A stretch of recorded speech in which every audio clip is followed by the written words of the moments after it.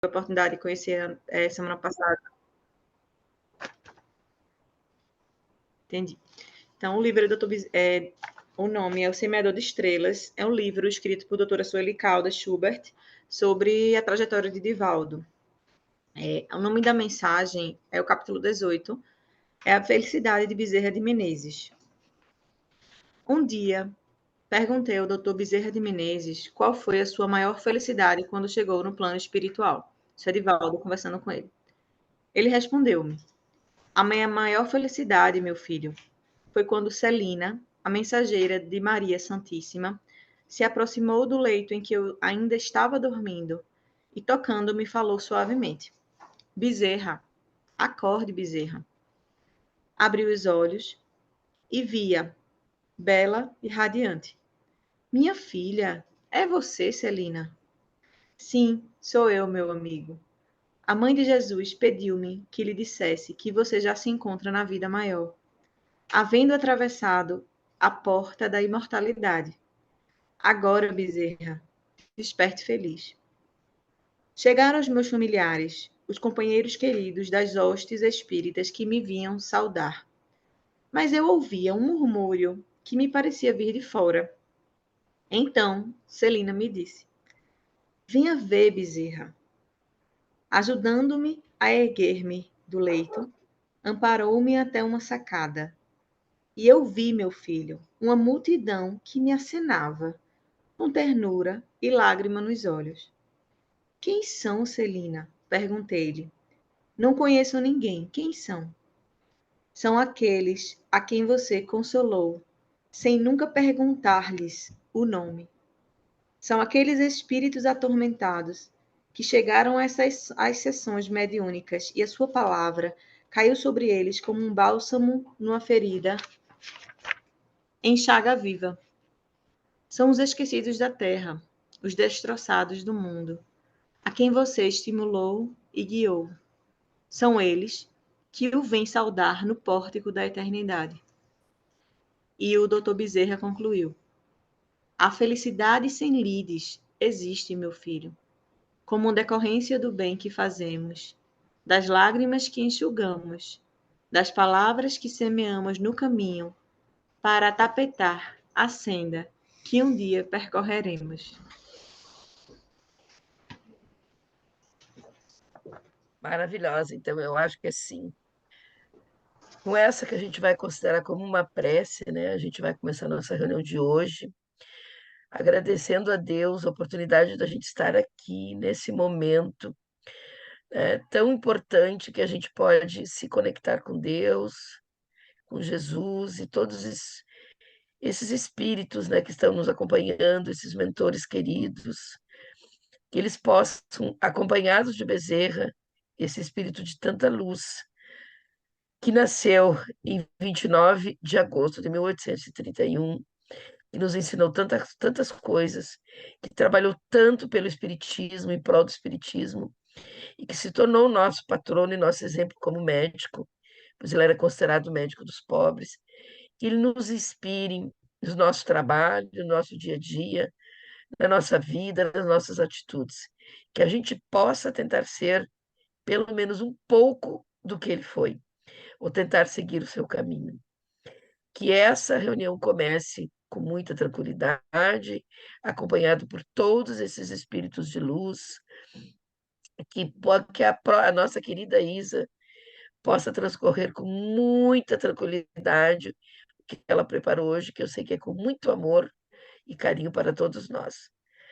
Então, vamos pedir que esses espíritos nos acompanhem, agradecendo a oportunidade e o momento vivido, e principalmente esse trabalho lindo que a gente faz, essa querida família Ame Pelotas. Muito obrigada, que assim seja. Ai, que assim seja. Então, Então, hoje, gente, gente, nós vamos continuar com a Isa, capítulo 11, né, Isa? Depois ela vai conduzir, tá? Como ela achar melhor, mas ela já me disse que tinha uns slides bem legal, a gente viu ali, a parte que entrou depois, a Sidéria, a Débora, tá? Então, ela vai se esforçou bastante para apresentar hoje, né? Eu sei bem disso, quanto ela estudou, né, querida? Minha gente, foi engraçado, porque foi uma experiência muito positiva para mim fazer dessa maneira, né? Como a gente sempre, assim, tá lendo muitas obras, então às vezes você fica trocando as histórias, né? Eu digo, não, vou reler o capítulo todo, e tenho pensado em fazer dessa maneira, porque às vezes até até o próprio vocabulário, né, da obra exige que a gente tenha mais, se preocupe mais aos detalhes, né? E aí, o que é que eu fiz? Eu não sei se vocês concordam. Cada uma das páginas eu fiz pequenos resumos sobre pontos importantes que vão estar descritos naquela página. E quando eu estudei novamente, eu observei coisas que eu não tinha notado nos últimos estudos. Então, por isso que eu fiz dessa maneira, como se fosse um resumo, para facilitar o entendimento de todo mundo. Aí terminou que vai ser mais rápido, porque eu resumi cada uma das páginas, mas ao mesmo tempo eu fiz um resumo de tudo. Então, eu vou falar um pouco do que já foi discutido na outra conversa. Vocês se importam? De maneira Não, nenhuma, vai ser ótimo. Assim, ó, Isa, fica bem à vontade, faz como tu sentir à vontade. A técnica é tua, tá? Ah, Mas eu acho joia. que tá perfeito, tá perfeito. Compartilha a tela, filho, para é mamãe. janela. Janela, né? É aqui, né? Essa É aqui? esse Ou é risco. essa? Pode Não, ser é essa, não. essa, é essa. Não pode ser essa, não. Ah, Faça não, isso. pode não, pode não. Foi mal. Faça isso. Tá bom, Dudu, calma. Deixa eu compartilhar. Peraí, janela. Cadê? Eita, minha gente, desculpa, peraí, deixa eu só. É porque eu acho que Você saiu. fechou. É porque eu saí, é sem querer. Escuta. Tá. Diga, É filho. aqui. Tá certo. Isso. Agora vai. É aqui. Aí vai janela. Janela. A apresentação de slide aqui. Apresentação de slide. Isso. E essa aqui. Pronto, Pronto, gente. Gente, lembrando, né, que a obra que a gente está estudando é a obra Ação e Reação, a gente está no capítulo 11, né, rememorando novamente o início da obra. No início do capítulo, né, Hilário e André tinham finalizado o acompanhamento com o caso de Antônio Olímpio. Então, eu vou ficar lendo para ser uma coisa mais fácil. Na página 159 é isso que está descrito. Após a finalização do acompanhamento do caso Antônio Olímpio, André Luiz e Hilário estavam em diálogo com o instrutor Druso. Druso referiu que tanto André quanto Hilário muito aprenderam com os casos acompanhados até então, que evidenciavam os intricados mecanismos que preponderam na lei de causa e efeito. Então, assim, até então, André e Hilário tinham acompanhado, né, vários casos, né, principalmente o caso de Antônio Olímpio, vendo assim que nada é por acaso, né? Então a lei de causa e efeito realmente ela acontece, né? Então a questão da semeadura, né? A gente colhe aquilo que a gente planta. Então cada vez mais eles conseguiam compreender toda essa teia, né, que compreende a lei de causa e efeito. Não existiam mais dúvidas que todos os processos de sofrimentos a que as criaturas se vinculavam existiam causas de equívocos cometidos outrora por essas mesmas criaturas. Afirmou também, no caso o Druso afirma, que as regiões infernais estão abarrotadas de criaturas que passam a colher todo o sofrimento. Esse sofrimento é secundário às delinquências e os equívocos, né, que elas praticaram outrora. Muitos desses irmãos em sofrimentos, diante da dor, ao invés de aceitar aquele processo de dor, eles se revoltam, né, e se rebeliam contra aquele processo de sofrimento e mantém aquele quadro de desorientação e demência nas zonas umbralinas, né? Então eles ficam naquele aprisionamento, né, mental, esqueci até o nome da palavra, né, naqueles automatismos, naquela ideação fixa, né, naqueles pensamentos e naquela ideação, e aí eles realmente parecem criaturas dementadas, né, diante desse sofrimento e se revoltam, né, no sofrimento que eles vivenciam. E, gente, fiquem à vontade, tá? A cada momento que vocês falarem alguma coisa, eu posso fechar e a gente discutir sobre o slide e sobre o assunto em questão. E aí, a página 160, nessa hora, Druso se calou, né? Ele caminhou até uma larga janela, né? Ele estava conversando com Hilário e com André e observou da janela e olhou com muito compadecimento, né? A imagem sofrida que se apresentava lá do fora da mansão, né? Todos aqueles seres em extremo sofrimento, né? Em extrema perturbação mental ou espiritual, né? Então, ele, extremamente compadecido daquela situação, ele fala, né? É importante, ele passa para André e para Hilário, é importante que vocês se mantenham no trabalho delegado a vós. Então já era muito claro, né? O trabalho aqui André, na verdade, se colocou na espiritualidade, E ele fala, lembrem-se de anotar também os princípios de equilíbrio. Ou seja, quais são as atitudes, né? Quais são as situações, quais são as ferramentas que a gente pode trazer para equilibrar essa situação. Já que vocês irão transmitir aos irmãos encarnados os aprendizados aqui apreendidos, mostrando que as realizações do ser na esfera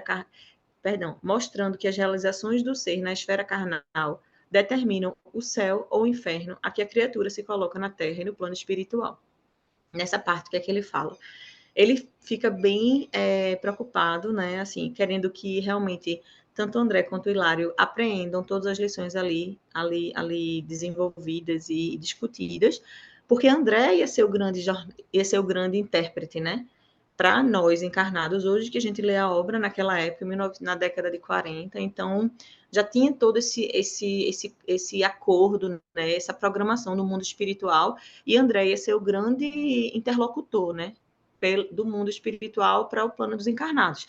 E é isso que ele reitera, Druso, explicando que é importante a gente estar na vida material, ter ciência disso tudo, que a gente, na verdade, vive no céu ou no inferno, né? Que a gente mesmo produz para a gente, tanto na Terra, né, na vida material, como também no plano espiritual. E ele continua falando que é muito necessária a compreensão que todos criamos o nosso destino e renovamos esse destino diariamente, né, pelos nossos pensamentos, principalmente pelos nossos sentimentos e atitudes, né, e que não deve se esquecer, e as criaturas não devem se esquecer que nessa zona de sofrimento se movimentam com mais... Eita, desculpa, minha gente. Não esqueçam que as criaturas nessa zona de sofrimento se movimentam com mais lentidão ao processo de renovação. Então, ele nessa hora que ele fala, ele dá a entender que são criaturas endurecidas, né? Espíritos endurecidos, ou seja, espíritos em processo de sofrimento e muita dificuldade. Não são espíritos em processo de evolução, espíritos em processo de evolução, mas espíritos ainda muito endurecidos. Então, todo o processo de evolução desses espíritos que estão nessas zonas de sofrimento, né? Como são criaturas extremamente arraigadas aos processos materiais, né, às paixões, aos vícios, então é o tipo de espírito, né, que o processo da renovação moral espiritual dele se dá muito lentamente. Aí ele fala que na vida material é muito mais fácil a compreensão da lei de ação e reação e que a alma vive nas próprias edificações que ela constrói, né? Aí eu retirei uma frase do que ele fala, no vaso da carne, a planta da existência se desenvolve, floresce e frutifica. A morte fisiológica realiza a grande ceifa. Então, aqui ele deixa claro que aqui na vida material da gente, a gente consegue se desenvolver, florescer, frutificar. Na verdade, é a questão da parábola do semeador, né? A parábola dos talentos também. Então, as oportunidades que a gente tem, né? O terreno dos nossos corações e aquela história do que a gente colhe aquilo que a gente planta. Então, a gente vai passar por esse processo todo, durante o processo reencarnatório, né? E na hora que a gente vai ter o processo da morte fisiológica, vai haver a grande ceifa, ou seja, o outro lado vai guardar aquilo que a gente já vive aqui. Então, se a gente vive um ambiente de luz, de fraternidade, de trabalho no bem, a ceifa, né, que vai ser o momento que a gente vai colher a colheita, vai ser no mundo espiritual uma consequência do mundo material que a gente já vive.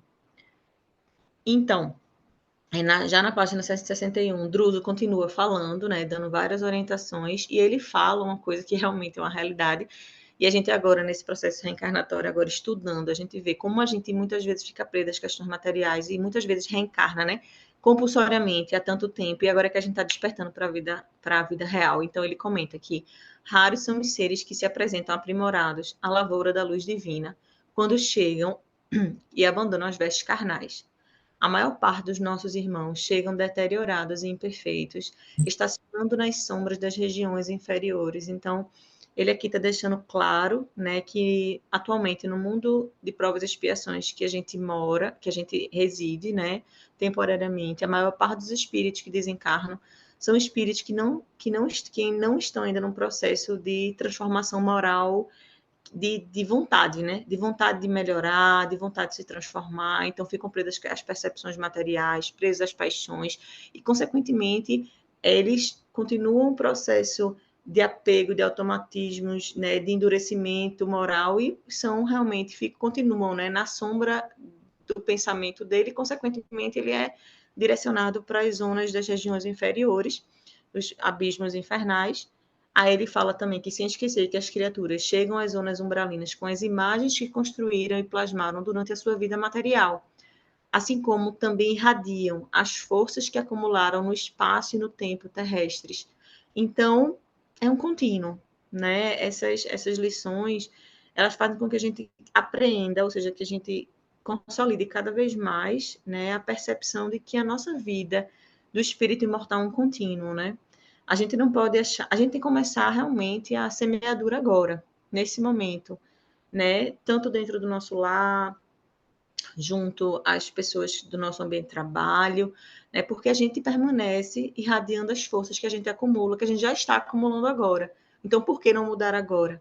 Né? Por que não se aprimorar agora? Se, na verdade, é um contínuo e é um acúmulo, né? Das virtudes, né? Então, a gente tem que desenvolver realmente as virtudes.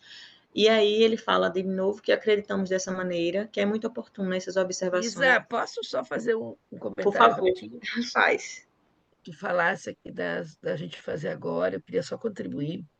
Por favor. A semana retrasada, eu fiz o evangelho lá na casa que eu trabalho, na Lobo da Costa, e eu apresentei, eu li muito sobre essa questão da gente fazer hoje, capítulo 18 de Vinhas da Luz, e ele ressalta muito importante dessa questão de a gente deixar amanhã, né? Eu acho que é importante a gente né, frisar isso, porque como a gente faz isso todo dia, né, pessoal? Porque é muito mais fácil, né? Aí eu vou fazer amanhã, eu tenho tempo para isso, mas a gente nem sabe se vai estar vivo amanhã, né? Então é uma coisa assim que a gente precisa refletir. Eu, na época, apresentei, eu coloquei o orar e vigiai, porque quando a gente coloca orar e vigiai, às vezes me parece uma coisa muito confortadora e tipo assim, eu no meu canto e não vou me movimentar. Aí eu fiz um traço com esse capítulo do Chico Xavier do Vinhas de Luz, que ele coloca que é hoje que tu tem que fazer. Então tu vai orar, vigiar, mas tu vai trabalhar. E é hoje, não pode ser amanhã. Então eu acho que isso é bem importante, né? Porque a gente tem essa tendência a deixar tudo para amanhã. Ah, eu vou fazer amanhã, porque por que vai ser hoje? Mas a gente nem sabe se amanhã vai estar aqui, né, gente? Eu acho tão importante a gente refletir sobre isso, né? Demais. E assim, eu queria muito que quem quiser participar, ajudando também esse momento, vai realmente garantir que seja muito mais frutífera, né, essa discussão. Então, por favor, gente, participem ativamente, tá? É maravilhoso, doutora Vera. Eu penso exatamente nisso, né? Que a gente todo dia fazer. Acho que a pergunta 919, né? Que Santo Agostinho. A pergunta do Livro dos Espíritos, eu não sei se é 919 ou é 914, não lembro agora. Mas que é o que Santo Agostinho fazia todos os dias, né? A gente revisar tudo que Exatamente. você fez ao longo do dia, e se você poderia ter feito bem mais, ou se você deixou de fazer o bem, enfim. Acho que a vida da gente tem que ser uma eterna. E a gente tem que revisar todos os dias, se a gente pode melhorar um pouquinho mais. Se puderem, leiam, gente, é muito interessante.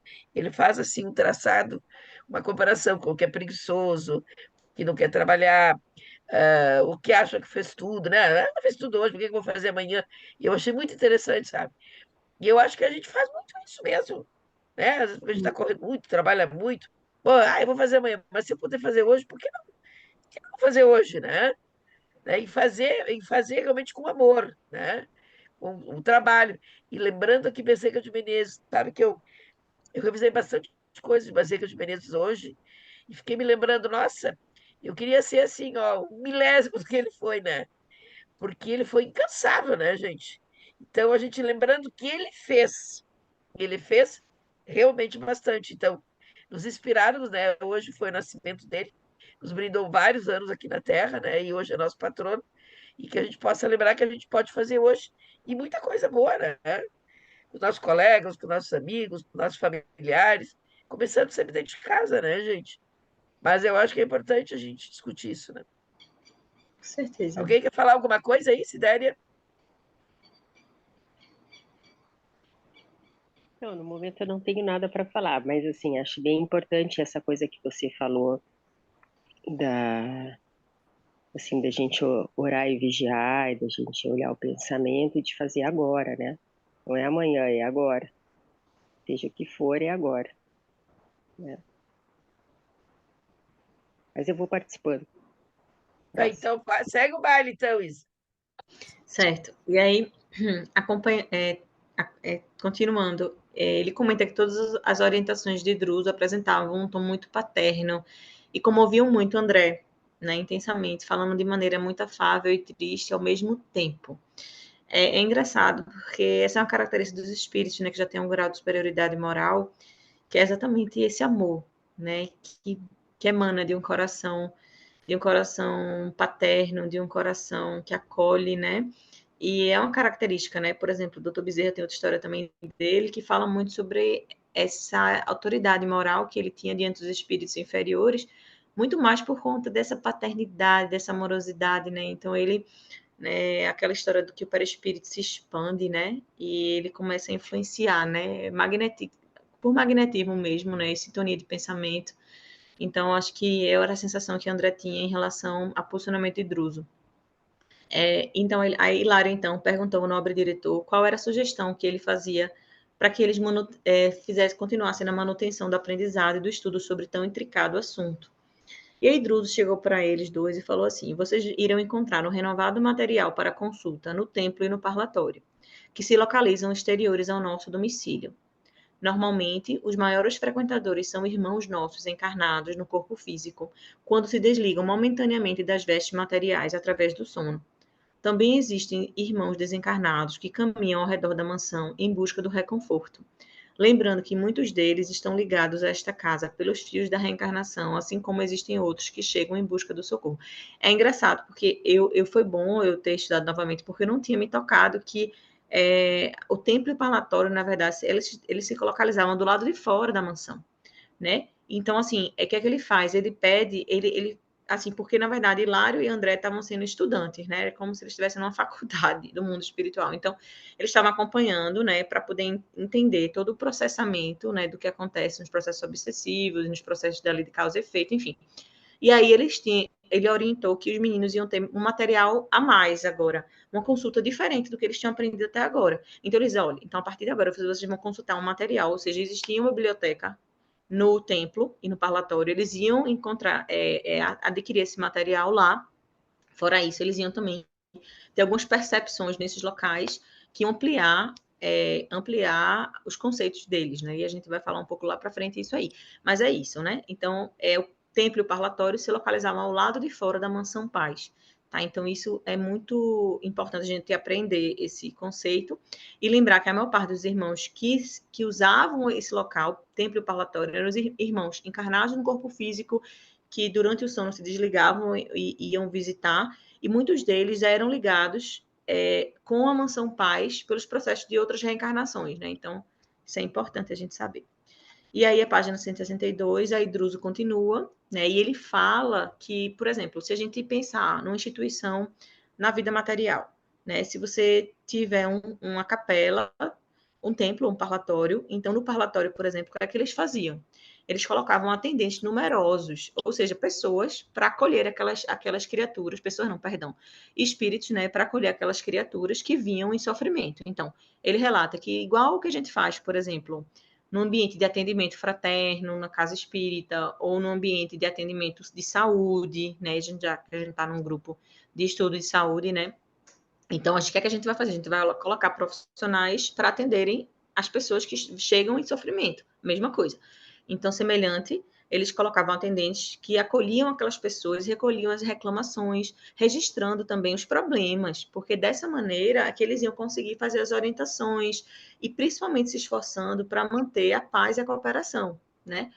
Sugerindo dessa maneira que os amigos, ou seja, que tanto Hilário quanto André acompanhassem as atividades que eram realizadas, né, para que eles também tirassem as conclusões diversas e também passassem para como o jornal, né, que André, que na verdade que os livros que André ia passar para a gente, ou seja, que explicasse também como é que acontecia dessa maneira lá. A Hilário, nesse momento, questiona se Silas poderia acompanhar eles nesse processo. A Druso fala que Silas tinha muita coisa para fazer, mas que era importante a presença de Silas com André e com Hilário, porque nesse momento Silas representava dos trabalhadores da Mansão Paz que ele mais confiava, né? Então, até a percepção de Silas, o cabedal de conhecimento que ele já tinha, né? O trabalho que ele já realizava lá, então era um trabalho robusto, mais maduro. Então era o trabalhador realmente que ele ia direcionar para acompanhar os meninos. E aí, enquanto Hilário e André estavam refletindo, Silas foi chamado por Druso, que começou a orientar ele quanto às assistências que ele deveria direcionar, né? Druso começa a orientar Silas, Silas, faça assim, faça assado. Ele não fala nessa hora exatamente, mas aí Silas fica escutando aquelas orientações de Druso, e após as orientações, finalizam aquela reunião e marcam um reencontro com Silas, para Silas direcionar eles para o templo e para o palatório.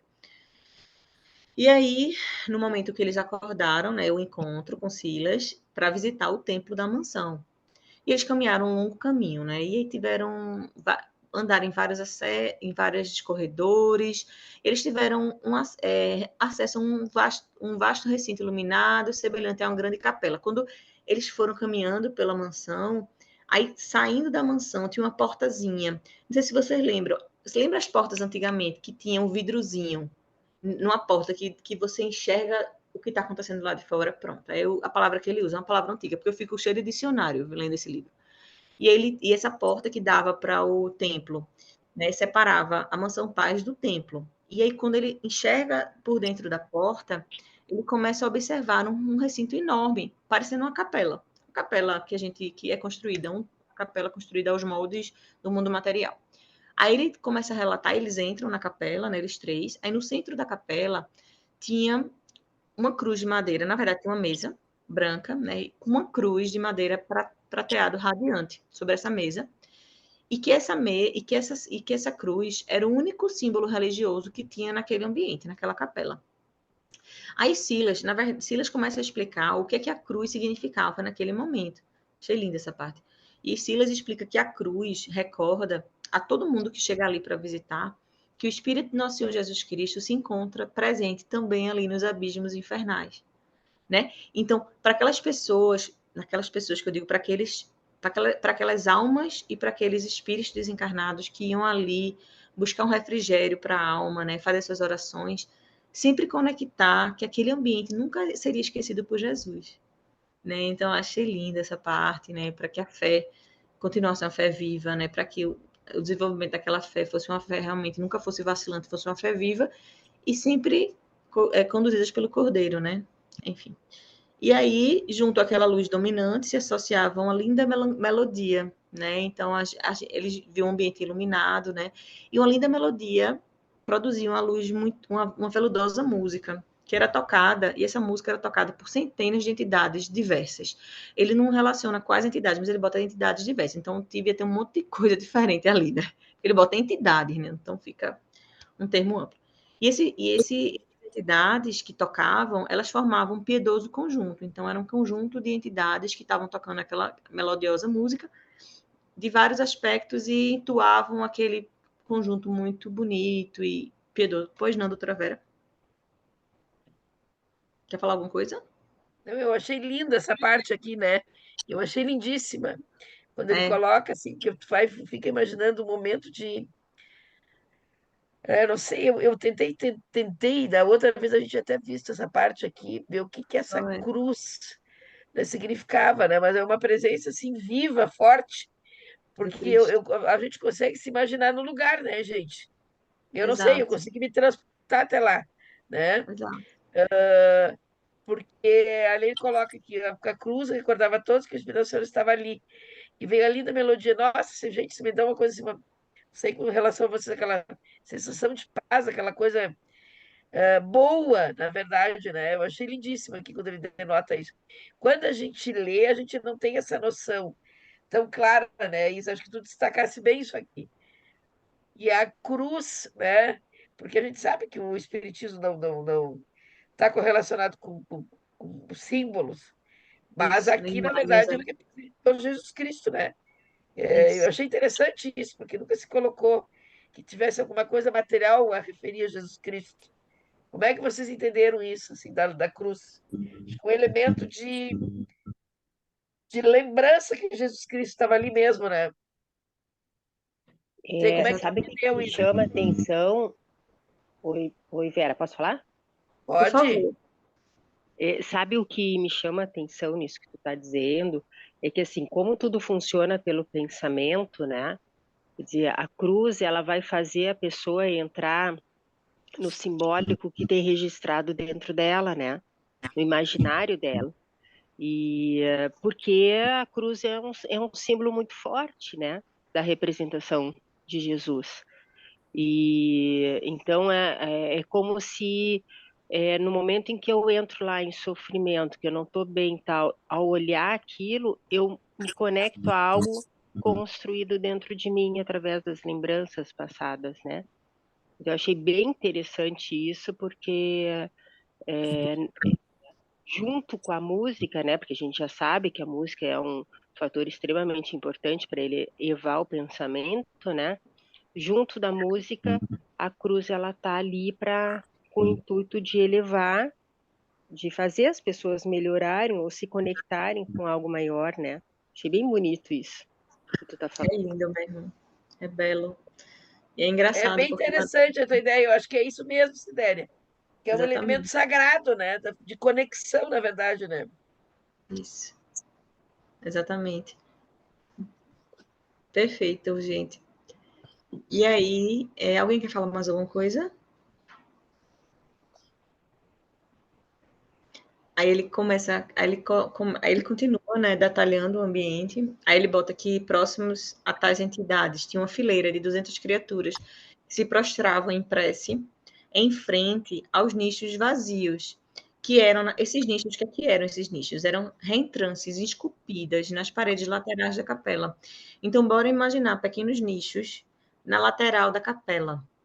E aí Silas começa a explicar por que aquele nicho, né? Aquele nicho, segundo Silas, permitia que as criaturas se dirigissem aos céus, segundo a fé que abraçavam. E que no início da caminhada, muitas criaturas necessitavam desses símbolos para a alfabetização, e que os poderes divinos determinavam que toda classe de fé sincera se encontrava naquele ambiente de amorosa veneração. Então, na verdade, os nichos era como se eles fossem potencializadores do pensamento daquelas criaturas que ali estavam. Então, na hora, eles permitiam que aquela criatura desenvolvesse uma questão de transcendência, né? Então, tinha o pensamento daquele ser, né, que podia ser encarnado ou desencarnado, né, e que naquele momento ele ia ter o processo de sintonia espiritual, e aquele nicho ia ajudar no processo de transcendência, né, e do processo de oração. Desenvolvimento da espiritualidade, né, daqueles espíritos, né, ou daquelas almas que estavam na questão do desdobramento do sono. E aí André Luiz e Hilário foram arrebatados. Aí nesse momento, engraçado, né? Ele bota assim, que André Luiz e Hilário foram arrebatados por intensas emoções naquele ambiente, relembrando dessa maneira as orações, orientadas pela genitora de André durante a infância, que rememorava o Supremo Senhor e Pai de todas as criaturas. E é engraçado porque me veio o pensamento de quantas vezes, imagine a matéria mental que era produzida nesse ambiente, né? Então, um ambiente onde se produzia matéria mental de oração, né, de transformação. Então, era uma matéria mental que fazia com que você realmente, na hora que você entra num ambiente desse, você sente uma emoção, você é arrebatado por aquela matéria mental, então você realmente entra num processo de sintonização com aquilo, e aquilo lhe causa uma comoção. Então, André, naquele momento, o que é que acontece com ele? Ele toca nele, no espírito dele, no espírito dele, que na alma não, que ele não era encarnado, mas toca profundamente no espírito dele e ele relembra da infância dele, veja só.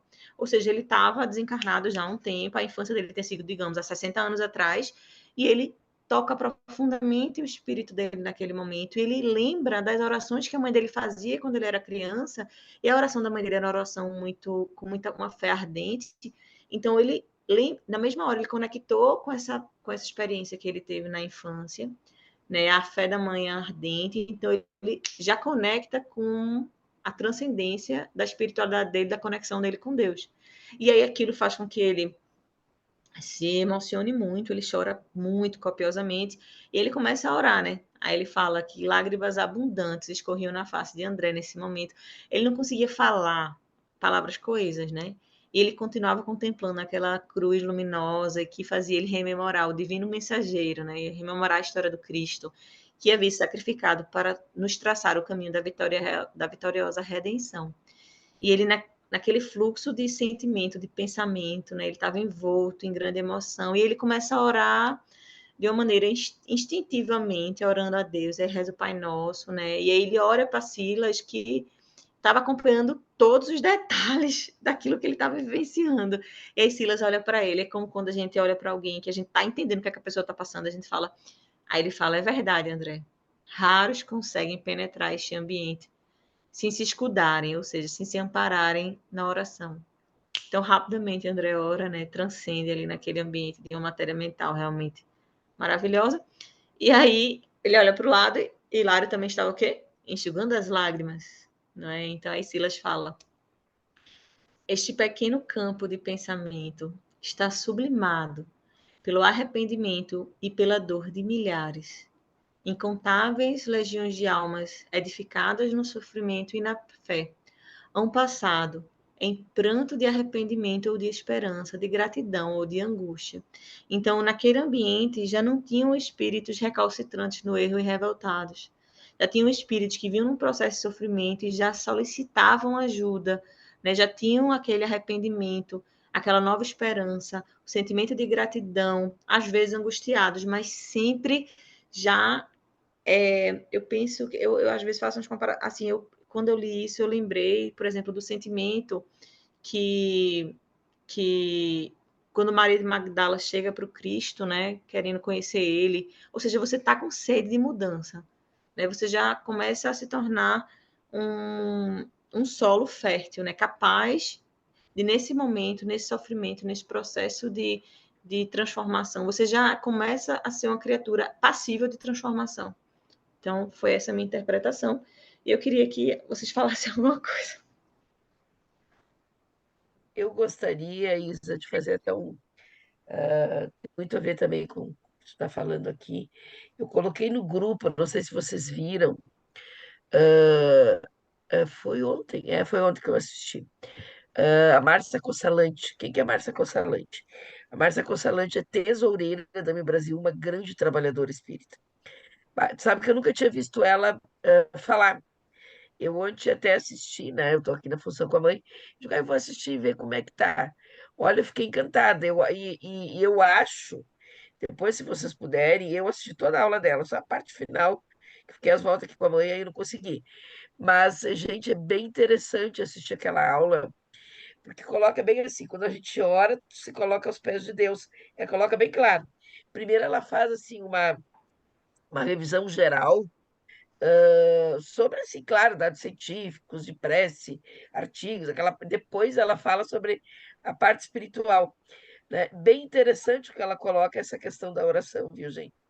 Então, assim, eu não sei, eu tenho rezado muito, né, pessoal? Então, tô falando para vocês assim do que eu tenho vivido.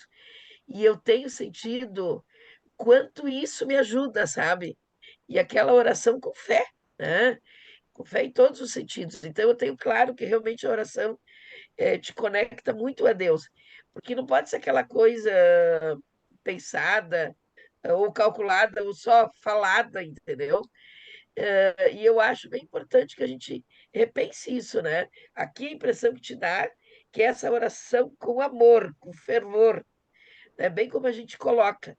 Né? E quantos nós, em momentos da vida, né, não precisamos fazer isso, né?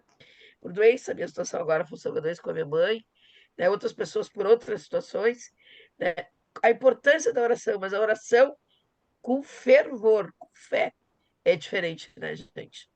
E eu acho que quando ele coloca aqui, eu me lembrei claramente de mim. Até assim, ó, gurias, quando a mãe teve muito ruim, que ela precisou usar oxigênio, eu comentei com algumas pessoas aqui, talvez eu tenha comentado com a Isa. Gente, eu rezei tanto, tanto, tanto, tanto, porque eu não queria que ela fosse para o hospital. E eu me senti, gente, literalmente empurrada, sabe? Quando eu estava cansada, eu sentia que alguma coisa me empurrava, me empurrava, me empurrava. Mas eu tinha muita fé que ela ia melhorar. Então, como é importante a gente fazer oração com fervor. E com fervor, eu consigo me imaginar assim, porque eu vivi isso. literalmente de joelhos perante Jesus, né? Então, realmente funciona. Então, eu olhei essa parte aqui, me fez lembrar todas essas coisas que eu tenho vivido também. E a gente tem uma resposta boa, né? Porque a oração realmente funciona.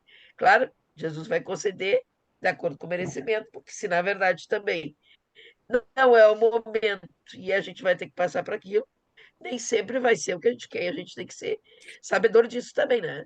Isso. Pode ser o fim que tu queres, mas talvez não o fim que tu necessita.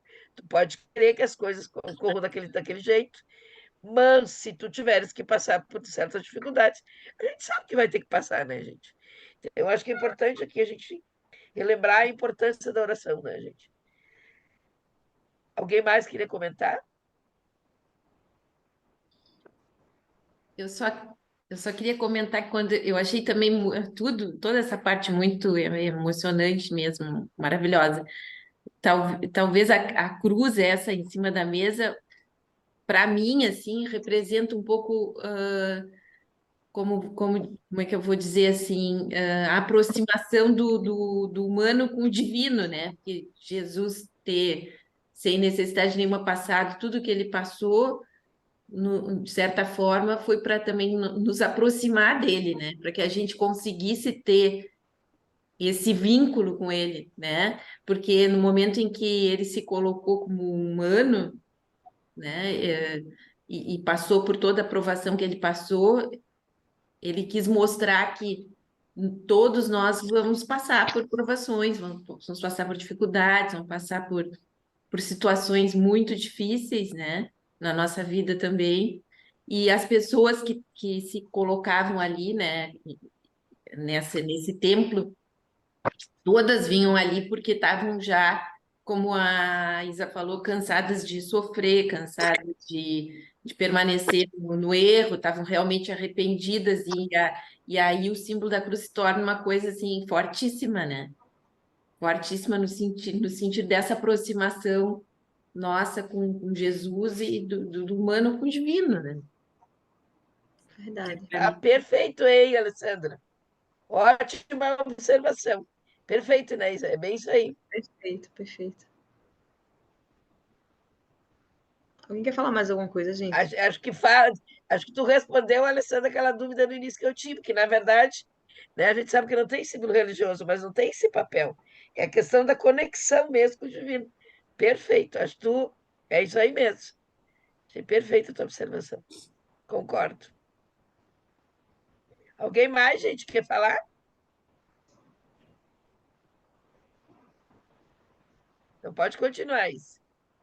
E aí Silas continua explicando a Hilário e para André. Aí ele fala assim, gente, nosso templo interno, que vocês já conhecem, ou seja, dentro da Mansão Paz, que vocês já conhecem e no qual vocês já trabalharam, se assemelha ao coração da nossa casa, enquanto esse santuário é o símbolo das nossas mãos em prece.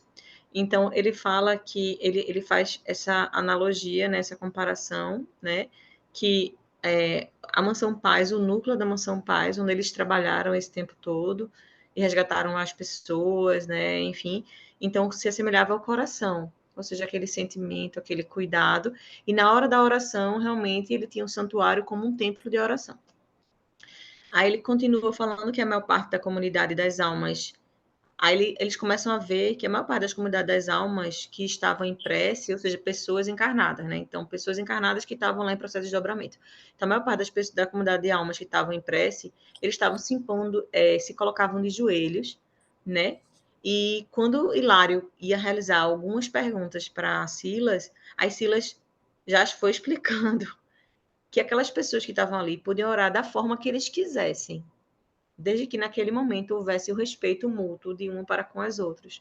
Então, naquele momento existia uma liberdade de expressão religiosa, né? Então, assim, que as pessoas orassem, se era sentado, se era em pé, se era... A maioria era um estado de ajoelhados por um ato de humildade, muitas vezes, né? De petição, né? Na hora que você pede com humildade, né? Você se coloca diante de um Senhor, de Deus, né, que é o Senhor de todas as coisas.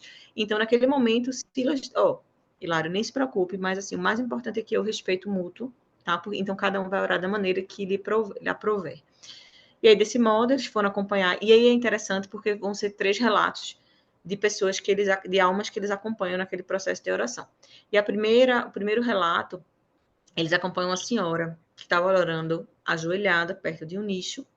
E é engraçado como acontece esse processo de sintonia, né, da matéria mental que aquela senhora estava produzindo. Aí eles se aproximam bem devagarzinho e começam a envolver aquela senhora em vibrações de simpatia, sem atrapalhar o processo da petitória que ela estava desenvolvendo. E eles começam a assimilar, né? Assimilar aquela faixa mental, aquela matéria mental que ela estava produzindo. E eles começam a perceber com clareza. Então, paulatinamente vai aparecendo o que aquela senhora estava pensando e as imagens que ela vinha criando começavam a se transformar, que era o processo que ela adorava, né? Que ela tinha adoração. E à medida que ele se concentrava e concentrava a atenção naquela senhora, mais se alterava o estreito espaço do nicho. Então, o nicho era como se fosse um catalisador do pensamento, né? Então, eles começaram a ver realmente, né, uma imagem, né, da famosa escultura da Mãe Santíssima, chorando o Divino Filho morto, que é a La Pietà, que eles falam no livro de uma Pietà específica de um artista português. Mas aí eu resgatei o nome La Pietà, porque a gente já lembra, né, que aquela estátua, eu ia até colocar as imagens, mas ia demora muito. Aí é aquela imagem do Cristo falecido, e ela segurando aquele Cristo morto nos braços dela, e eles viam que a formação do pensamento dessa senhora era essa imagem, né? E aí eles começaram, fora a imagem, eles começaram a escutar qual era a petição, qual era a oração, uma oração extremamente sentida que aquela senhora estava devotando a Maria Mãe Santíssima, e que para ela era a Senhora da Piedade, La Pietà. Então, ela direcionava para a Senhora da Piedade, mas nesse momento a gente sabe que é uma mãe só, então direcionava para Maria Santíssima.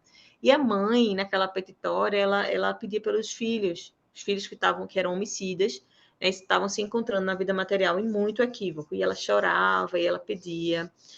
E aí, Silas explica, né, que era uma mãe desencarnada, né, nesse momento não era um espírito desencarnado, rogando por seus filhos transviados, pedindo a proteção da Mãe Santíssima, na imagem de Nossa Senhora da Piedade, segundo a fé que o seu coração se devotava. Então, do coração dela, provavelmente era a senhora católica, né, da época que era encarnada, né, que estava encarnada, então ela tinha aquele processo de devoção aos santos católicos, e aí a imagem formada é uma criação da própria mãe, como reflexo dos seus pensamentos em rogativa, que vão se ajustando à matéria sensível do nicho. Então, o nicho, ele tinha uma matéria sensível para plasmar e modelar a imagem que correspondia aos desejos daqueles espíritos ou daquelas almas, né, que estavam naquele ambiente orando.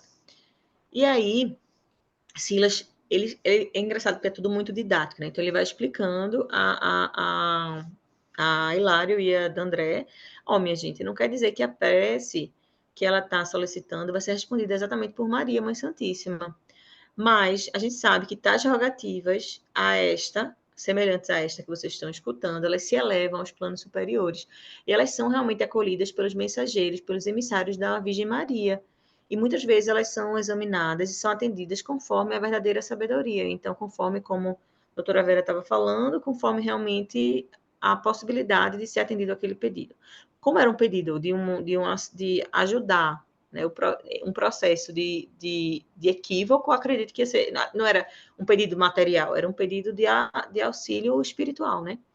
E aí, isso foi o primeiro caso, e o segundo caso, eles, logo ao lado, eles começaram a ver uma outra senhora solicitando a proteção de Teresinha de Lisieux, sei lá como é que fala, Lisieux, acho, né? A doce monja do Carmelo. E aí, Hilário começa a perguntar se aquela mensagem ia alcançar realmente o coração da famosa freira, né? Aí Sila responde com muita tranquilidade que após a morte física, os espíritos realmente sublimados, santificados, eles continuam trabalhando na expansão da luz e da caridade, e da maneira que eles realizavam realmente na vida material. É só um contínuo, né? E que o céu beatífico, né? Que muitas religiões apregoam, né? Que o céu beatífico e sem trabalho existe apenas na mente ociosa dos que pretendem progresso sem trabalho e paz sem esforço. Então, ele deixa bem claro, né, que esses espíritos que já têm já estão mais sublimados no bem, né? Já tem realmente o acrisolamento. Então, são espíritos realmente que eles já trabalham a hora toda. Aí Silas continua dizendo que tudo é criação, beleza, aprimoramento, alegria e luz incessantes na obra de Deus, a expressar-se divina e infinita, por meio daqueles que se elevam para o infinito amor. E aí, alguém quer falar alguma coisa sobre essa parte? Eu achei legal essa questão de plasmar, quando ele plasma, né, essa santa, né? Gente, eu fiquei pensando assim, como é importante, né, ali a questão de plasmar e da pessoa estar bem, colocando essa situação para a nossa situação de hoje, né? Que eu aprendi muito com o Sérgio essa questão. Importante a gente transferir para o nosso mundo isso também, né? Claro, se a gente tiver pensamentos bons, parece aquela coisa que a gente repetitiva, mas é verdade. Então, ela conseguiu plasmar toda essa santa, uma alma de luz e de coisas tão boas. Então, isso é importante que a gente possa ter no nosso dia a dia também plasmado, né, pelo nosso pensamento, coisas boas para que a gente possa receber coisas boas também, né? E eu acho que é importante, acho que dessas 2 vezes que que ele está orando aqui, fica bem claro, né? A questão da pessoa estar orando para o bem. Então, se tu vai fazer o bem, parece uma coisa tão simples, mas não é, porque a gente sabe que o bem e o mal eles andam muito perto, que é só a questão da gente pensar no mal. A gente faz o mal, então a importância da gente controlar o pensamento, né? Mas isso mostra aqui, né? Eu fiquei emocionada até de ver quando ele fala sobre isso, né? Porque é tudo coisa boa, né? Parece assim que tu tá vendo um filme, né, gente? Se te parasse uma coisa assim de muita luz, de muita paz, então imagina que pensamento bom que essa pessoa plasmou quando estava orando, né, gente? Olha que coisa linda, né? Me veio bem isso, né? É verdade. Sem dúvida, é lindo. Alguém quer comentar aqui também? Tu não acha, Isa? Acho maravilhoso.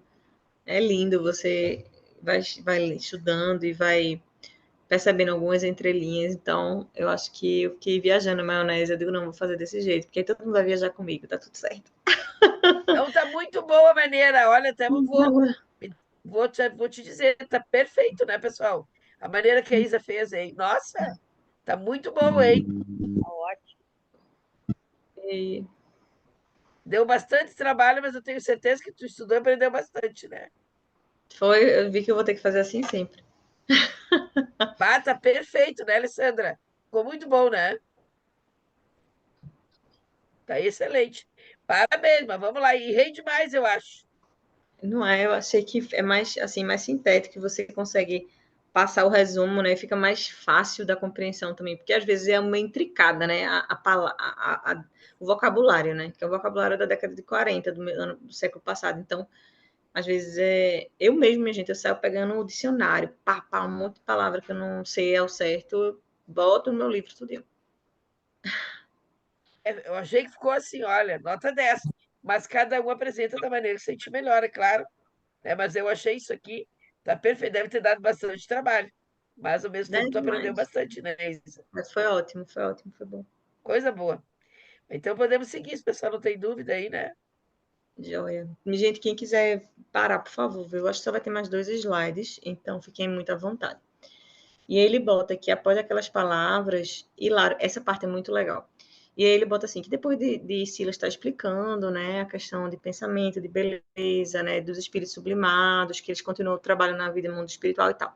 E aí, após aquelas palavras, que estava, assim, após toda aquela orientação, né, elaboração de Silas, Hilário pergunta sobre as almas que eram julgadas santas na vida material, mas que não eram realmente santas.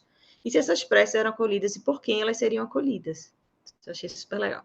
Aí Silas responde que as orações poderiam não encontrar o espírito a que se destinavam de imediato. Entretanto, tais petições alcançavam o grupo de companheiros que substituíam a obra essencial do bem em nome de Deus, visto que todo o amor na criação eterna é de Deus. Isso eu achei lindo. Então, ele deixa claro que independente para quem você faz um ato petitório, uma prece, né, sentida, como a doutora Vera está falando, uma prece realmente com fervor, né, com confiança. Você pode estar pedindo até para um espírito perturbado, mas ele não vai chegar no espírito perturbado, ele vai chegar em espíritos, né, em espíritos que estão trabalhando para Deus, até porque todo o amor da criação é gerenciado por Deus. Então, não vai chegar naquele espírito em sofrimento, né, aquele espírito que não é sublimado, mas vai chegar num grupo de espíritos que porventura podem estar trabalhando também naquele grupo que já tem um sublimado, aquela questão moral, espiritual, e aquela prece vai ser realmente acolhida porque Deus está em todos os cantos, né? Porque Deus é o amor, né? Então, no momento que Deus gerencia tudo, então vai chegar com certeza. Lembrando uma coisa importante, gente, eu não estou lembrando o termo agora. Eu acho que foi 2021, eu assisti um vídeo, eu vou procurar, que fez me lembrar isso aí, daquele vídeo que eu assisti. Uma live bem legal. Tô com uma gripe hoje. Aí o que que acontece? Ele falou, eu vou tentar me lembrar o nome, eu vou procurar isso aí, vou botar no grupo. Foi lindíssima aquela, por exemplo, eu assisti um domingo de manhã. Ele falou da importância, gente, não só da oração, da música como oração. Foi linda aquela aula. Eu vou procurar porque eu acho que é bem interessante. Foi, eu acho que metade de 2021. Eu vou procurar e vou colocar para vocês. Muito interessante que ele fala assim dessas pessoas que oram, os muçulmanos, a gente sabe que o pessoal da Índia reza muito, né? Os peruanos. Então ele começou a colocar a música, aquelas peruanas, que a música também é uma oração, que tu te eleva para Deus. Gente, eu achei lindíssimo aquilo. Eu vou procurar porque eu acho que não é a oração em si, não é só oração falada e dita, mas a música também é uma oração. Né? Foi, Sim, acho que, até uma reunião coordenada pelo Décio. Tá? Eu vou procurar isso aí, me fez lembrar também do quanto é importante a gente também poder cantar a Deus. Eu não preciso só orar, eu posso cantar a Deus também. Né? isso. E eu me vejo, não sei vocês, eu às vezes me dá vontade de cantar algumas músicas, eu canto, né? De Jesus mesmo. Gosto muito, gente, assim, aqui que eu estou em Erechim, claro, já estou com a mãe, à tarde eu adoro ir na igreja escutar música religiosa, gente. Hoje eu fiz isso, Também. adoro, vou lá, sento ali, rezo por todos e já escuto aquela música. Para mim é uma oração, né? Então a música também é uma oração, e é uma maneira de tu te elevar a Deus, né? Não é só aquela oração falada, lida, né? Sei que vocês pensam disso, mas eu vou procurar e vou botar depois para vocês, que eu acho bem legal aquela reflexão, viu? Sabe, Vera, que ali, ali atrás, né, mais atrás, que a Bela leu do lugar lá, né, que fala ali da música, sem dúvida nenhuma, a música é algo que eleva a alma, né? E aí eu diria assim, não é só a música religiosa, né? Se botar uma música clássica, uma música que tem uma letra bacana, né? Ela vai te elevar também, né? Uma música que tem alegria, né? O dançar, assim, eu na verdade eu sou suspeita, assim, porque eu vivo com o som ligado o tempo inteiro, né? E eu acho que é uma coisa assim que parece que a vida fica leve, assim, nos deixa leve. E então a gente tem que pensar assim que assim, nós temos meios, né? Mas eu queria voltar a uma questão que a Bela falou, né? Que é a questão assim, da pergunta lá que o Hilário faz, né? Para onde vai as preces, né? Isso é uma coisa que eu sempre me preocupei, assim, me questionei, no caso, né? Das pessoas que ficam conversando, até aqui ele está falando de pessoas que na Terra seriam iluminadas, pelo que eu estou entendendo, né? Mas eu fico pensando das pessoas que pedem para alguém que é conhecido, ou que achava que era evoluído, né? E, e aí vem a questão da intenção. Qual é a minha intenção? Né? Porque eu vou me conectar com isso, dependendo da minha intenção. Onde está o meu pensamento? Né? E o meu pensamento, a gente vive em rede. Né? Então, a espiritualidade ela vai acolher isso para nos auxiliar. Né? como você, Vera, falou em relação à tua mãe, que você orou e pediu muito, e sentiu acolhida, né? Se a gente rezar com a intenção mesmo de pedir ajuda, é como se alguém nos segurasse no colo naquele momento mais difícil. Isso. É só a gente prestar atenção, né? Então, o que importa não é quem vai receber do outro lado, né? Mas é entender que a gente nunca está sozinha, a gente vem para cá com um grupo de espíritos que vão nos orientar, sejam eles familiares, né, de outras vidas, sejam nossos mentores, e que eles estão à nossa volta para nos auxiliar. O problema é que a gente não eleva o pensamento. Isso. Exatamente. Exatamente, querida. Ele fala lá na frente sobre isso, né? Que o que importa realmente é a natureza do que você pede, né? E o sentimento do que você está dando, assim, o sentimento que você está colocando na sua oração. E aí você pode estar pedindo até para um espírito adoecido mentalmente, que você direciona o seu amor, mas vai reverberar para espíritos com possibilidade de te ajudar. Lógico, eu estou considerando um pedido de coragem, de tranquilidade, de segurança. Estou falando assim, pedidos que não sejam de origem material, né? De futilidades. Mas aí, se você pede para. Ele deixa claro, acho que não sei se mais na frente ele fala sobre isso, ou eu não coloquei, mas ele deixa claro que o mais importante é a natureza do que você pede, né? Como você pede, porque não interessa se você pede, por exemplo, para uma monja que não tem grau de evolução ainda, mas aquela prece, como Deus, na verdade, é o grande orquestra do universo e ele é amor, então ele vai direcionar para o grupo que melhor foi indicado para você. Foi o que eu entendi. Digamos. É assim. Quer dizer, eu entendi esse jeito, né? Sim, e aí se a gente pensar, por exemplo, vamos pensar, sair do pedido e olhar a gratidão, né? Quer dizer, quando a gente agradece alguma coisa, né? Quer dizer, posso ter lá, sou grata pelo fulano de tal, né? O que ele me ajudou, que ele receba lá os bens, ele vai receber, né? Nem que Isso. seja com um ponto de luz, mesmo que ele não esteja numa vibração assim para estar entendendo o que está acontecendo, ele vai receber no momento em que eu orar por ele, ele vai receber um ponto de luz no peito. Ele vai sentir algo tocar nele. Então, Sidéria, tu falou isso aí, eu me lembrei que a Márcia comentou antes, até o gesto de gratidão e perdão pode ser encarado como uma prece, porque é um gesto de amor. sem dúvida. Com certeza.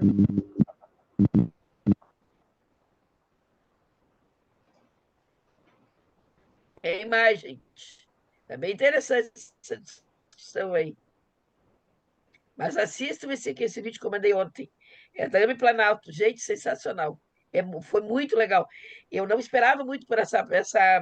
Eu sei que a Alessandra gosta muito da Ame Planalto, né? Mas a explanação dela me surpreendeu muito. É que eu, né, Gurias, até claro, tenho um viés. Eu sempre vejo ela falar nas reuniões da Mi Brasil como tesoureira. Ai, falando que gastou, que não gastou. Lá no Vitória só se falava em dinheiro. Nossa, quando vi ela falar, eu fiquei muito surpresa. Fiquei encantada com a mulher. E vale a pena, é uma boa de uma revisão para nós, viu? É bem legal mesmo. Então, na verdade, gratidão, um bom gesto, músicas, todos são, na verdade, oração, entendeu, Sidéria? Ela fala muito sobre isso também. Bem legal, acho que é bom até depois, quando vocês puderem, dar uma olhadinha daí. E quanto a gente precisa rezar, né, gente? Para tudo, desde que acorda, né? Para tudo, né? Demais. Demais. Quer seguir, pode seguir, Isa. Tem mais uma parte, Joia. né? Isso. E aí, Silas continua, né? O que ele estava falando que quanto mais a alma se eleva nos cismos da vida, mais ela se despe das convenções humanas, aprendendo que a providência é luz e amor para todas as criaturas. Nesse momento, ele quer explicar que não importa credo religioso, tá? Não importa se a pessoa é da Umbanda, espírita, não importa. Então, ele fala que quanto mais a alma se eleva, mais ela não tem mais essa preocupação de sectarismo, Então, ela se deixa das convenções humanas, das questões das religiosidades, da religião, e ela aprende que a providência é luz e amor. Então, é mais, realmente, é um movimento de acrisolamento e de sublimação. E aí ele bota aqui, enquanto o espírito palmilha essa caminhada, os grupos de estudo da fé, aperfeiçoamento e solidariedade pelo bem que realizam merecem toda a atenção das inteligências superiores de Deus. Ele fala aqui que, enquanto a gente não tem ainda essa elevação moral e espiritual, a gente vai precisar, né, ter os grupos de estudo da fé que a gente se coaduna, para a gente se aperfeiçoar em solidariedade, e a gente vai sim ser ajudado pelos espíritos superiores, tá? Então, até a gente adquirir essa fraternidade universal e essa percepção, a gente vai realmente palmilhando o nosso caminho, tendo as nossas preferências. E aí, Silas agora estava mostrando outra senhora, né? E eles começavam a assimilar o pensamento e a faixa mental daquela senhora, e eles começaram a surpreender com a imagem da abnegada Doutor Bezerra de Menezes, né? Então, eles começam a assimilar, eles veem a imagem clara da Doutor Bezerra, ao mesmo tempo que eles ouviam a súplica da desesperada senhora, porque ela estava realmente fazendo um pedido de ajuda para o esposo dela, que estava realmente desesperado e pensando em suicídio, com ideação suicida. E aí ela era espírita, provavelmente quando era na vida na vida da reencarna, quando ela estava reencarnada, né, e ela faz aquela petitória, e eles observam tudo, eles escutam a prece, bem bonito. E aí ele finaliza falando que o santuário serve à oração digna, sem cultos específicos ou especiais. Então, ele deixa claro que o mais importante é a pessoa ir lá, orar, se entregar, né? E naquele momento, realmente, sem nenhum cunho religioso específico. E Isso eu vou aí, fazer só uma observaçãozinha aí também. pode fazer. Eu tenho participado de muito grupo de estudo e vou falar isso para vocês também. Tudo é aprendizado nessa vida, né? Eu participei de um grupo lá na LEP. Antes até gostaria muito, né, de ter participado. A gente sempre trabalha em plantão, aquelas função toda. E, e, e olha, participei de oficinas, agora daquele que teve sobre mulher e espiritismo. Gente, fantástico. E aí o que a gente trabalhou no grupo foi exatamente essa questão. Como é importante a gente. Ali ele colocou os estudos de fé, né? Então, esses grupos, como a gente está aqui, com certeza, tu pegando esse livro, tu não vai ter esse olhar. Porque daqui a pouco eu tenho uma visão, a Alessandra tem outra, a Sidéria tem outra. Então, gente, como é importante. Sabe que eu sempre gostei muito de ler. Só até na faculdade, eu lia muito, lia. Depois eu estudava com uma grande amiga minha, Verinha. Estudava com ela, depois lia de novo. Então, tu precisa dividir com outra pessoa. Porque às vezes tu tens uma ideia e a outra pessoa vai ter outra. E vai te mostrar outro caminho, e tu pode estar errada também. Então, eu acho que essa questão de estudo, eles vão colocar estudos de fé, como são importantes na nossa trajetória como espíritos estudos. Lá na casa que eu trabalho, a gente também tem um grupo que a gente estuda a mediunidade. Quando eu comecei a fazer, eu pensei, nossa, será que eu preciso fazer tudo isso? Gente, nós pegamos, desde o início do ano passado, começamos com a Zilma a fazer o estudo. Gente, eu aprendi tanto, tanto. Às vezes, quando eu leio, eu tenho uma ideia e quando é completamente diferente. Cada pessoa ali tem uma visão. Então, a gente vai ter que estudar sempre. Mas o estudo em grupo, o Sérgio Lopes fala muito isso, sabe? O Sérgio sempre diz assim: dois é melhor que um, sempre. Nas palestras, onde ele fala, ele sempre diz que a gente precisa estar em conjunto, a gente precisa estudar. Então, isso que a gente está fazendo aqui e que a gente faz na vida diária dos grupos espíritas e não espíritas que a gente está, é uma grande oportunidade de crescimento, né? Porque às vezes tu vai dizer, isso eu posso ler em casa, tranquilo. Não, é diferente, porque as visões são diferentes, né? E esse grupo que teve lá, e até eu tive uma ideia, né? Mulheres, espiritismo, mas são só as mulheres. Não, e olha que interessante que foi discutido. Ou aqui na Terra, claro, podemos ter a função.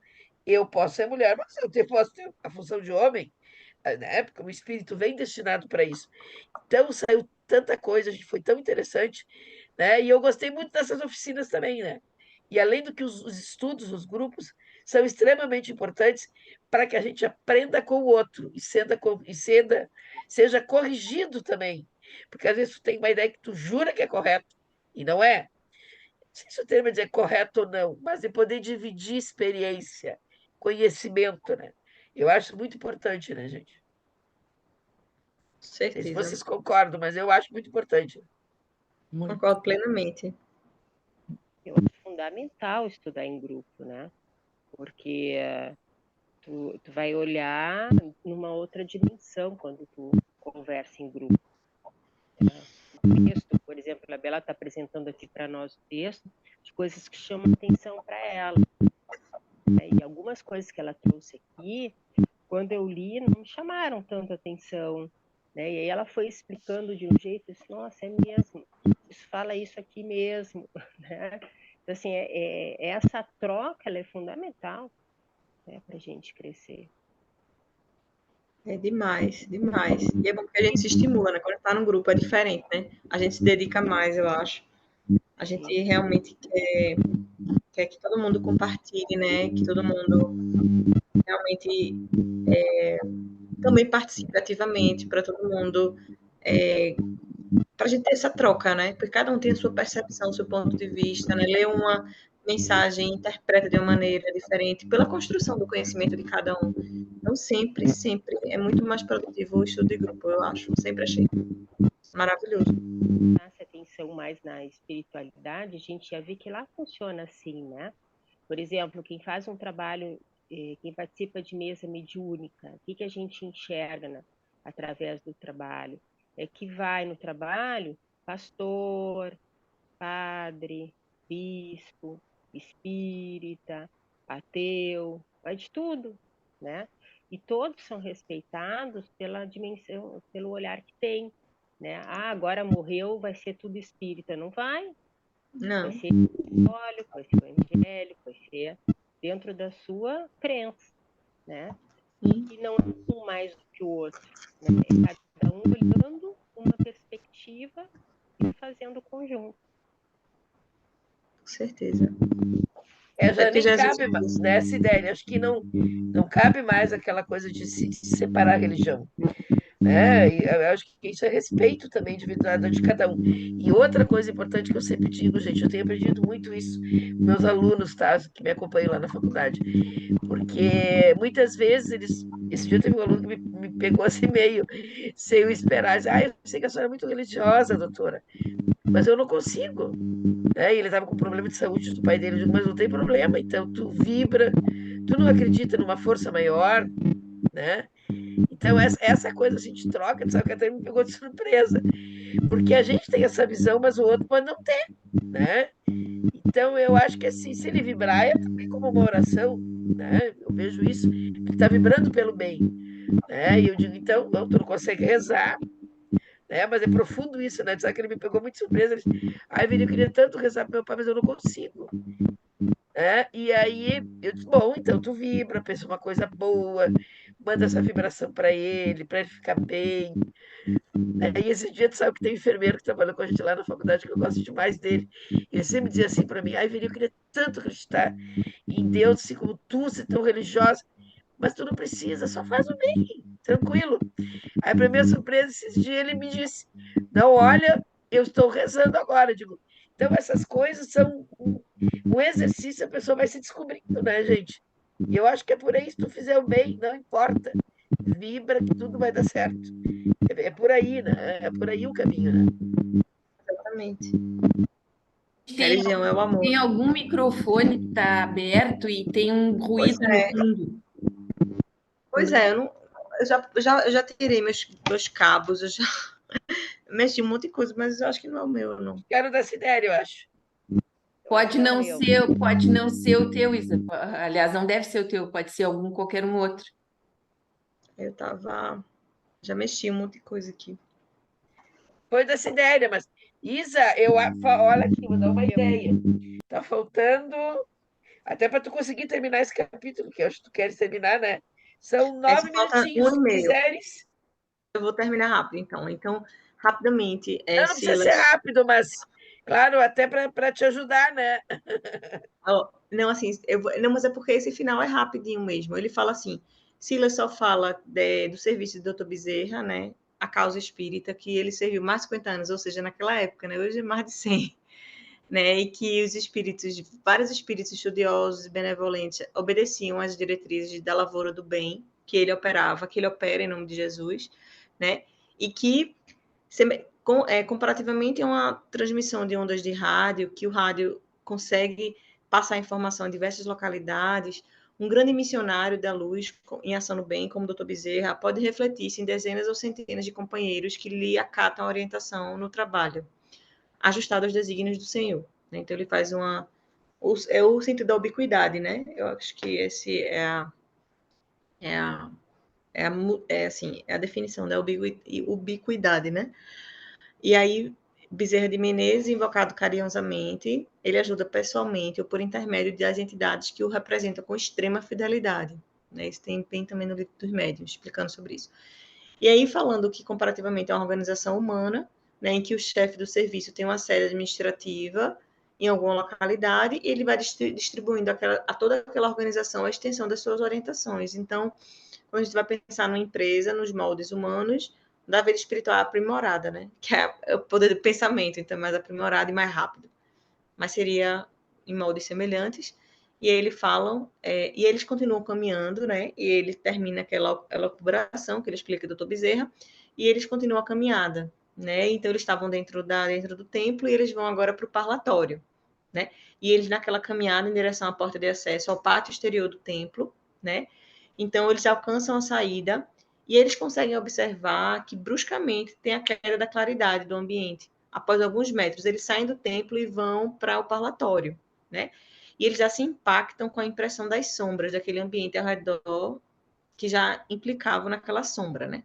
E aí, no enorme pátio do parlatório, tinha uma multidão de almas em desordem que se amontoavam.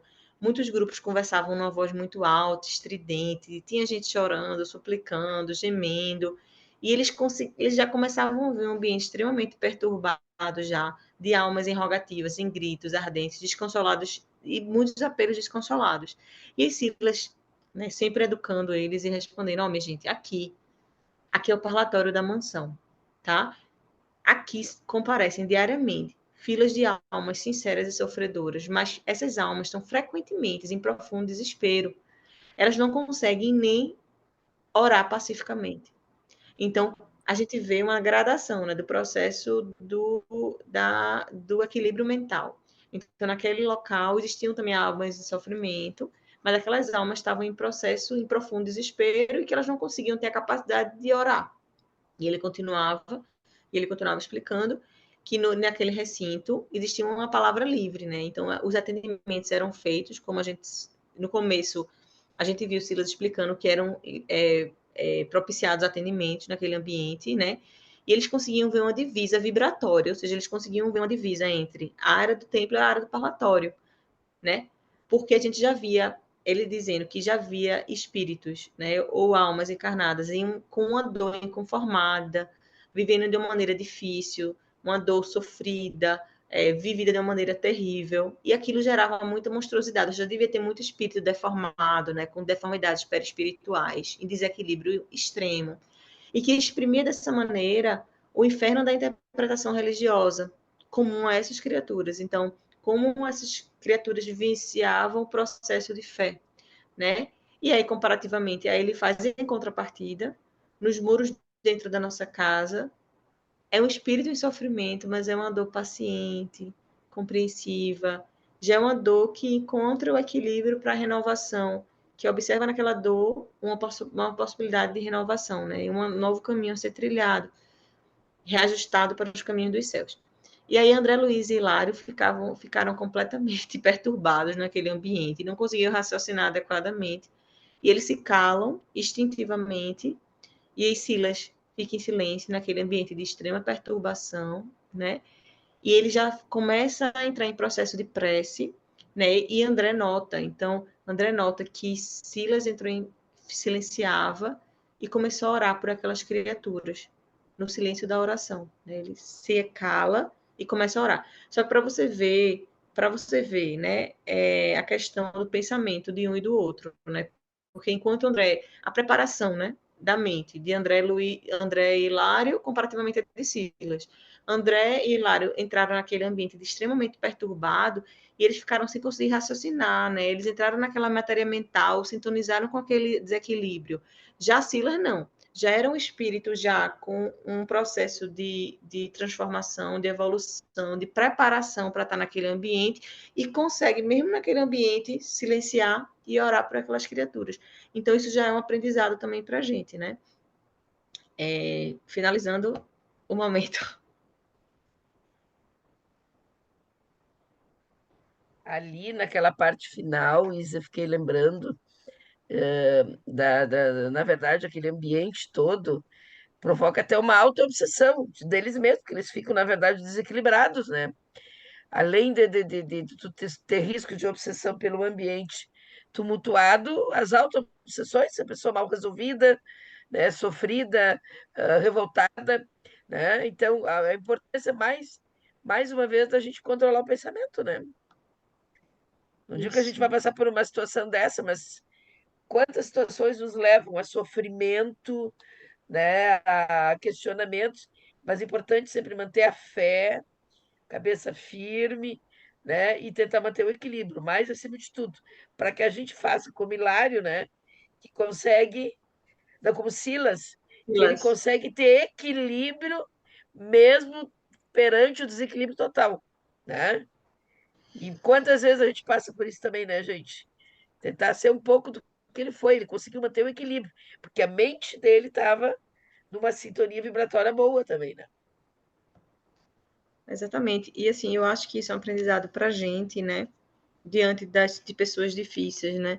De situações que nos exigem equilíbrio, nos exigem posturas sensatas, né?